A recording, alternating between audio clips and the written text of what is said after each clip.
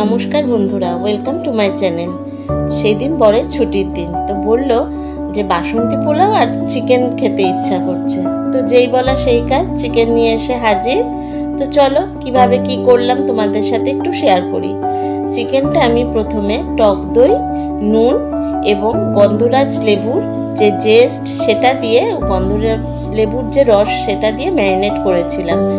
এই লেবুটা যখন আমি গ্রেট করব তখন খেয়াল রাখতে হবে যাতে লেবুর সাদা অংশটা না গ্রেট হয়ে যায়, তবে এটা তেতো হয়ে যাবে। সবুজ অংশটা আমি গ্রেটারের সাহায্যে গ্রেট করে মাংসে দিয়ে দিচ্ছি। দিয়ে খুব ভালো করে মাংসটাকে মেখে দইয়ের সাথে লেবুর রসের সাথে ভালো করে মেখে অনেকক্ষণের জন্য রেখে দিতে হবে। যে যতক্ষণ এটা রাখবে মাংসটা তত বেশি সফট হবে। তবে আমার কাছে সেদিন বেশি সময় ছিল না, তো আমি কিছুক্ষণের জন্য ম্যারিনেট করে নিয়েছিলাম। তারপর আমি বাসন্তী পোলাওয়ের জোগাড় শুরু করলাম। এর জন্য আমি নিয়েছিলাম প্রথমে গোবিন্দভোগ চাল, যেটা আমি এই কাপটা দিয়ে 4 কাপ চাল নিয়েছিলাম। তো 4 কাপ চালের জন্য আমি নিয়ে নেব ঠিক তার ডবল 8 কাপ জল। এই মাপটা যদি ঠিক হয় তবে যে কোনোভাবে বাসন্তী পোলাও তুমি রান্না করো, তো তোমার মাপ ঠিক হলে ঝরঝরে এবং সুন্দর পোলাও তৈরি হবে, কোনো ভুল হবে না। এই মাপটা সবসময় মাথায় রাখতে হবে, চালের থেকে জলটা হবে ডবল। তো যাই হোক, আমার 4 কাপ চালের জন্য আমি 8 কাপ জল প্রথমে মেপে রেডি করে নিলাম। তারপরে আমি এটা রেখে দিয়ে এইবার আমি চালটা ভাজতে চলে গেলাম কড়াইতে। তার জন্য প্রথমে দিয়ে নিলাম একটু সাদা তেল এবং তার সাথে 1 চামচ মতো ঘি। কেউ এটা পুরো ঘিতেও করতে পারো, তো আমি একটু তেল আর ঘি মিলিয়েই দিয়েছিলাম।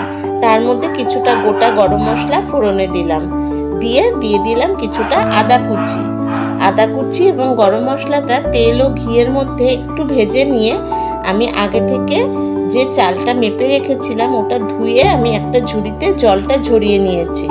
তো সেই জল ঝরানো গোবিন্দভোগ চালটা দিয়ে দিলাম, দিয়ে ঘিয়ের সাথে তেলের সাথে আর ওই গোটা গরম মশলা আদা যেটা আমি ভেজে নিলাম তার সাথে সুন্দর করে হলুদ দিয়ে চালটাকে ভেজে নিলাম।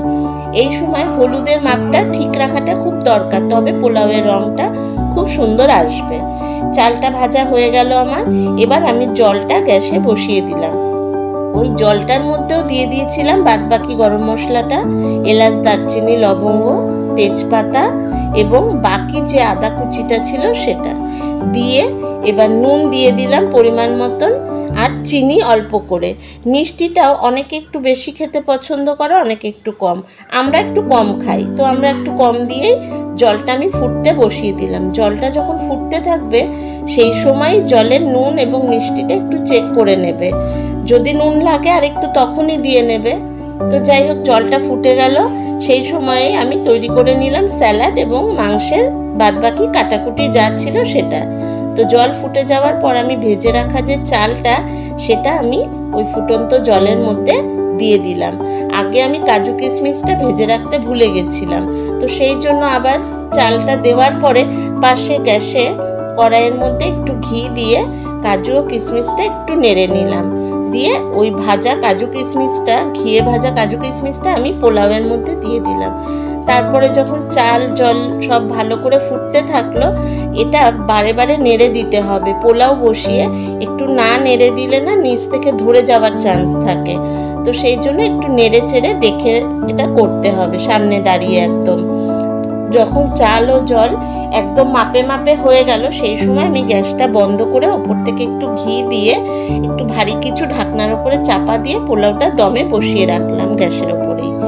তো হয়ে গেল আমার বাসন্তী পোলাওয়ের রান্না। এবার আমি মাংসটা শুরু করলাম।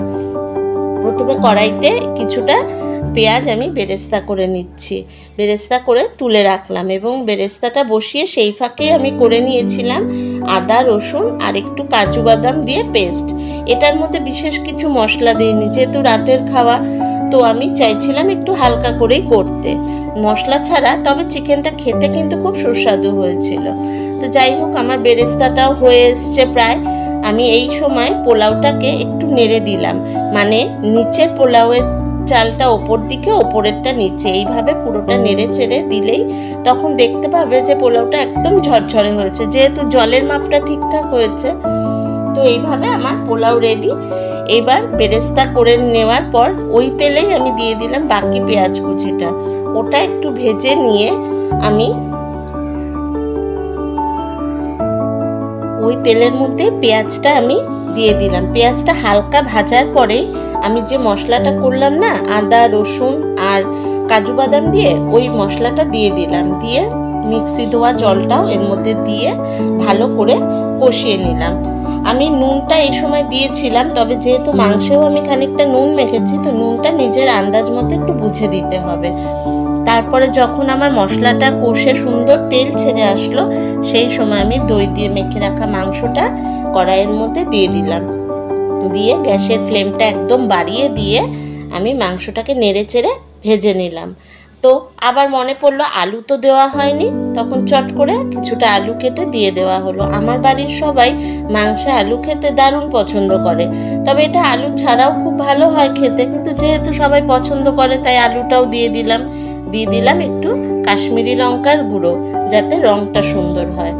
ব্যাস, দিয়ে এবার নেড়ে চেড়ে কষিয়ে এটাকে একটুখানি ঢাকা দিয়ে রেখে সিদ্ধ করে নিলাম। যখন আলু এবং মাংস সবই রেডি হয়ে গেল, সেই সময় আমি বেরেস্তাটা দিয়ে দিলাম। এই রান্নাটার মধ্যে না বেরেস্তাটা একটু বেশি দিলে ভালো হয় টেস্ট খেতে, যেহেতু কোনো মশলা থাকে না, ওই বেরেস্তার টেস্টটাই মাংসে সবচেয়ে বেশি ভালো লাগে। তো যাই হোক, বেরেস্তাটা দিয়ে আমি একটুখানি ফ্রেশ ক্রিম দিয়ে দিলাম মাংসটার মধ্যে, দিয়ে তারপরে খানিকটা বাটার দিয়ে ঢাকা দিয়ে কিছুক্ষণ স্ট্যান্ডিং টাইমে রেখে সার্ভ করে দিলাম বাসন্তী পোলাও, মাংস এবং স্যালাড। তোমরাও এটা বাড়িতে একবার ট্রাই করে দেখতে পারো, খুব কম সময়ে হয়ে যায়, আর বিশেষ কিছু মশলাও নেই, যেই কারণে যে কোনো সময় তৈরি করে নেওয়া যায়। তো একবার ট্রাই